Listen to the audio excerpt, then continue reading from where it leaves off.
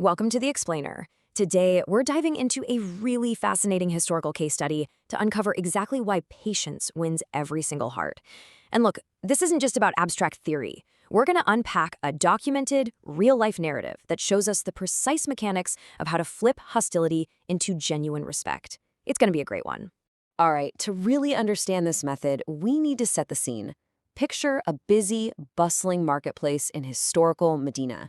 It is packed. It's noisy, people are moving about their daily lives, trading, talking. The whole atmosphere is incredibly vibrant, but honestly, pretty chaotic. And right in the middle of all this chaos, walking peacefully through the crowd, is a humble young man. That young man walking peacefully through the chaos is Imam Muhammad al-Jawad. Now, history notes that he is from the al-Bayt, and despite his young age, he carried immense respect in the community. People specifically remembered him for his wisdom, his extreme kindness, his noble character, and, what's most important for our explainer today, his absolutely profound patience. He is the central figure of our case study, and man, his character is about to be put to a very intense, very public test. All of a sudden, that normal, noisy hum of the marketplace is completely shattered. A jarring, rude disruption happens. A man steps right up and speaks incredibly harshly to the imam. We are not talking about a quiet, private disagreement. This is a sudden, extremely harsh public insult. Just imagine the scene for a second. The bustling crowd completely stops. People literally freeze in their tracks. They turn to watch, and there is this dead, tense silence. The tension just spikes. Everyone is staring, waiting to see exactly how this respected, noble figure is going to react to such blatant disrespect. Okay, so this is the ultimate pivot point. The expected response versus reality. The man who hurled that insult was fully braced for an angry response. He was totally expecting a fight, but the imam completely bypassed it. He didn't take the bait at all. Instead of matching that harshness, he answered with profound calmness and respect. Let's actually break down the exact mechanics of that reaction, because this is where the real power lies. The crucial thing to understand here is that this wasn't just a passive reaction where he froze up. It was a highly active choice. First off, zero harsh words. None. He simply refused to escalate. Second, he offered a gentle smile. I mean, think about how completely disarming that is.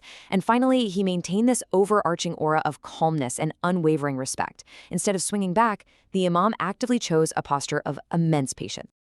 And what actually happens when you hit someone with that kind of unexpected kindness? Well, the psychological impact was immediate and it was profound. The aggressor literally lowered his head in shame. He realized his mistake right then and there. The anger that fueled his initial insult just completely dissolved the second it collided with the imam's calm respect.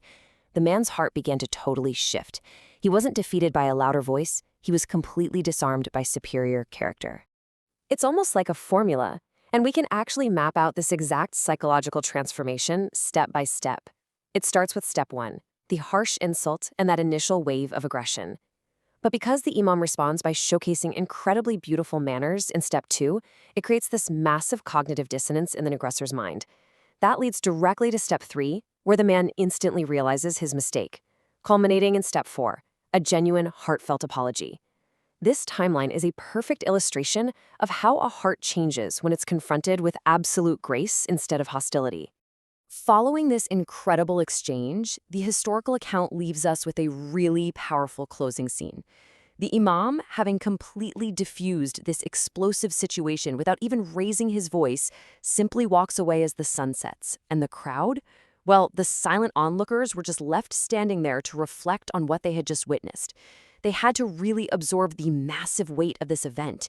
They expected a street fight, and instead, they got an absolute masterclass in emotional intelligence and spiritual maturity.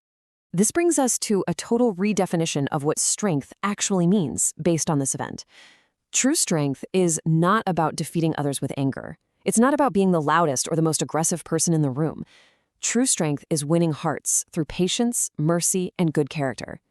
The imam didn't just win a quick argument in that marketplace. He won the man's heart. And honestly, that is a far more permanent and powerful kind of victory.